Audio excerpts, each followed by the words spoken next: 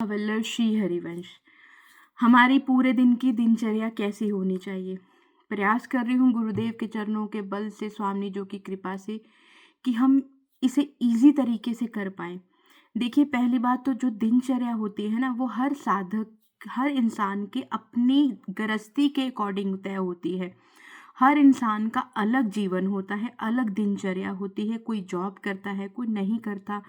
किसी की joint family है, किसी की फैमिली में कोई रिश्ता होता है। मतलब बहुत सारी चीज़ें। हमें सबसे पहले तो अपने ग्रस्त के अकॉर्डिंग एक दिनचर्या बनानी है कि हमारे ग्रस्त के अकॉर्डिंग हम ऐसा क्या करें कि जिससे हम ग्रस्त की सेवाएं भी कर सकें और लाडली लाल की भी कर सकें। उसके अकॉर्डिंग शुरू शुरू में ना सच में एक लिख के चार्ट बनाना चाहिए कि सुबह हम इतने बजे उठेंगे ही उठेंगे, और पूरा प्रयास कीजिए। और मान लो अगर आप लेट भी उठते हैं 1 घंटा 2 घंटे, तब भी वो चार्ट में ऑप्शन दे के रखिए कि हम इतने बजे भी अगर उठ जाते हैं तो उठते ही हम पहले शिव जी को या तो प्रगट में, जब मानसी, अगर उठते ही आप नहा लेते हैं, पहले तो उठते ही जब हम उठते हैं तो तुरंत अपने गुरुदेव के चरणों में प्रणाम करना है। 5 रसिकों भक्तों को प्रणाम करना है, धरती माता को प्रणाम करना है, मानसिक में तिलक रचना करनी है, मानसिक में चरणामृत का पान करना है, गुरुदेव से झोली फैला के मांगना है कि गुरुदेव हम पर कृपा कीजिए। हमारी दिनचर्या को आप अपनी कृपा से वैसा बनाइए जैसा आपको उचित लगे। हर सांस में नाम जप का अभ्यास करना है। फिर आप प्रगट में अगर संभव है तो उसी पल नहा के आप प्रगट में मानसिक मंगला कीजिए, श्री जी की, ठाकुर जी की। मंगला में हर संप्रदाय में अलग अलग नियम है, आप अपने संप्रदाय के नियमों के अकॉर्डिंग लाडली लाल के प्रगट में मंगला कीजिए। प्रगट में संभव नहीं है तो तुरंत मानसिक करिए। जैसे हमारे में सबसे पहले आचमन कराया जाता है, फिर पद गायन करके श्री जी को भोग पवाया जाता है, फिर से आचमन कराया जाता है, पान पीड़ा फिर पवाया जाता है, फिर उनकी मंगला आरती उतारी जाती है। ये सारे पद और सारी डिटेल में चीज़ें राधा केली कुंज ऐप पर भी दी हुई हैं और सारे ग्रंथ भी है। और अगर आप किसी और संप्रदाय से तो अपने संप्रदाय के अकॉर्डिंग कीजिए। फिर ग्रस्त की सेवाओं में हम आ सकते हैं, या फिर तुरंत कई लोग सुबह ही 2 घंटे लगा के फिर श्री जी का स्नान, श्रृंगार, उनकी धूप आरती, उनकी श्रृंगार आरती, उनका श्रृंगार भोग करते हैं। फिर खूब नाम जब भी अपना उसी समय बैठ के करते हैं। फिर ग्रस्त की सेवाओं में आ जाती हैं। और अगर किसी के पास सुबह श्री जी की प्रगट सेवा का समय नहीं है तो आप ग्रस्त की सेवाओं में, आप खाना बना रही हैं, बच्चों को तैयार कर रहे हैं, आप ऑफिस जा रहे हैं, तैयार हो रहे हैं, तो मन ही मन मानसिक करिए।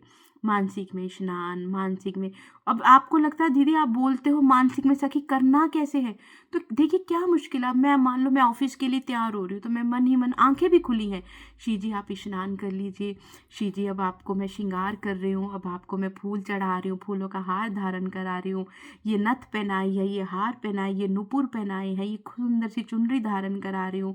अब श्री जी मैं आपकी श्रृंगार आरती कर रही हूँ, अब मैं स्वामी जी आपको हलवा पूड़ी खिला रही हूँ। कुछ भी जो श्री जी को उस समय आपसे पाना होगा वो शब्दों में करिए।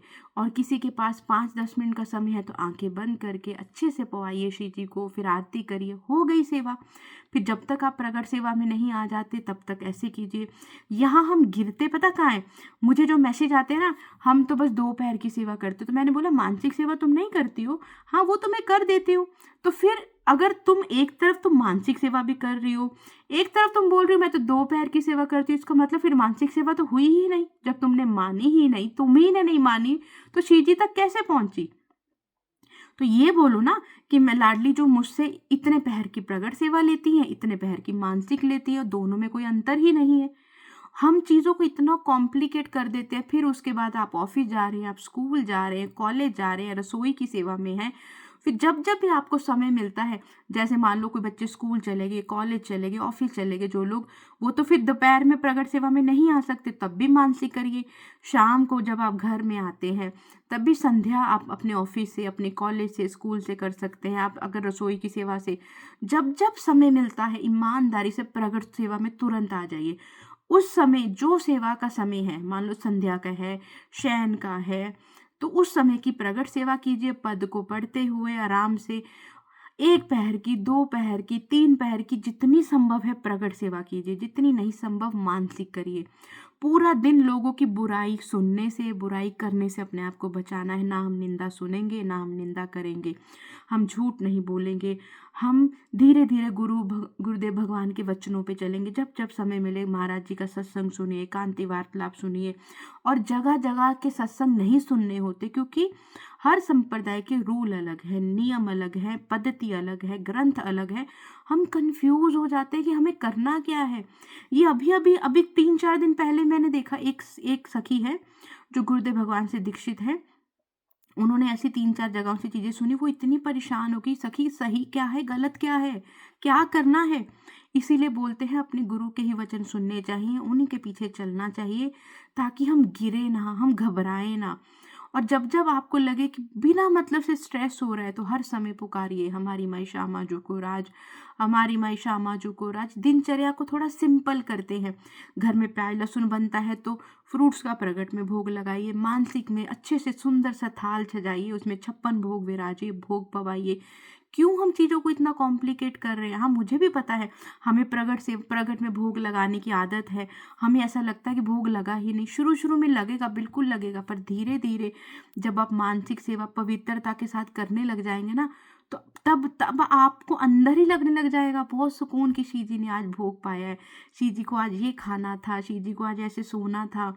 तो थोड़ा इजी करते हैं ना, पूरे दिन की दिनचर्या को सिंपल रखना है। मंगला, फिर शिव जी का स्नान, धूप आरती, श्रृंगार आरती, फिर उसके बाद दोपहर में राजभोग होता है, फिर शाम में संध्या उद्यापन, फिर संध्या आरती, फिर संध्या भोग, फिर शयन आरती, शयन के पद होते हैं, फिर रात्रि के लिए भोग रखते हैं हम लाडली जू के पास।